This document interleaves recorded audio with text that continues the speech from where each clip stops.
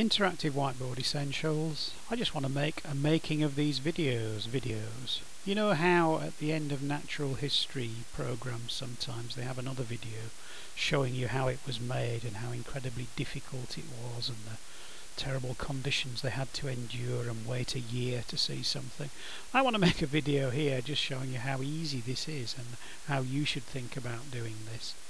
Because what I'm doing is using some software that is built into your interactive whiteboard software. It's screen recording. I am essentially adding a soundtrack, talking over something I am doing on the computer. Now I've used it in the simplest way of an instructional video. I have been showing you software, so either Smartboard software or this ActivInspire software, and I've spoken to you about how click here, do this, do that in order to do it. Now I could have been using any software. I can use the recording tools that are available in your interactive whiteboard software to make instructional videos about Word, how to do things in Excel, how to do things in PowerPoint. It doesn't have to be within itself. That's probably quite an unusual use of the recording software.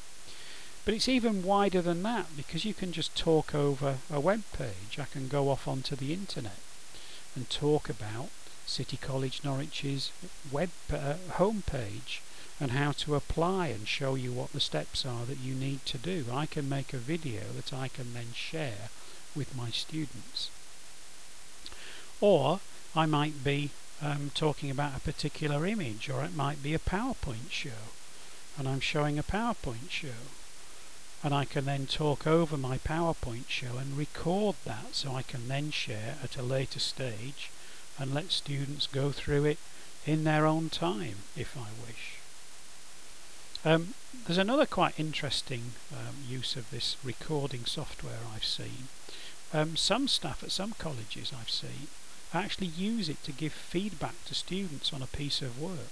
So the student has submitted an essay, and what I can do is bring that piece of work up, whether it's in Word as it is here or anything else, and I can select paragraphs and talk through about how this might be improved or what else needs to be done, and then share the video file, the screencast file, back with the student. So it's just another way of feeding back to students. I'm sure you've got some other ideas as to how to do this, but just to emphasize, this recording tool is built into Smartboard software, it's built into ActivInspire software. What do you need then? You need a microphone. You can start off with a very cheap one if you wish. In the UK you can actually get them for less than £1, and you need to track down where this screen recording software is. So as I say, I'm using ActivInspire as it happens. In ActivInspire, if I go to Tools and I go to More Tools at the bottom, there is a screen recorder, and I'm just using the full screen recorder. Okay, so I just use that. And what happens then is that you get this coming up on the screen, which I hope you can see, which is a pretty straightforward, I hope, control. The red button which allows you to start the recording, and the black square which allows you to stop it, and then in between there's the pause button, just on like old-fashioned tape recorders really. So at the end I'll just click on the black square in order to stop the recording. Now I have to make one confession. For the recordings I've made, because they were to do with interactive whiteboard software that needed me to handwrite and do things, rather than standing at the board and doing the handwriting and everything, I've actually used a graphics tablet. But you don't really need a graphics tablet unless you're doing something of that type. I am not using a graphics tablet, for example, in making this recording. All I'm using is a microphone and the inbuilt software. And the final step is then to, once you've finished recording, to take the file that you have produced and upload it to YouTube or some other file sharing space as you wish. We might have something internal to your college that you can use, but I'm using YouTube to disseminate it to people who are involved in this particular project.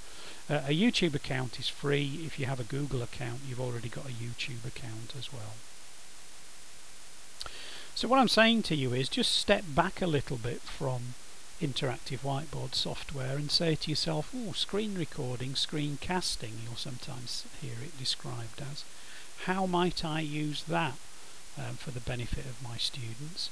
And the next step, of course, is how might my students use it in order to improve their skills, practice presentations. There's all kinds of ways I think you can use this approach. I hope that's been useful. That's the end. Thank you.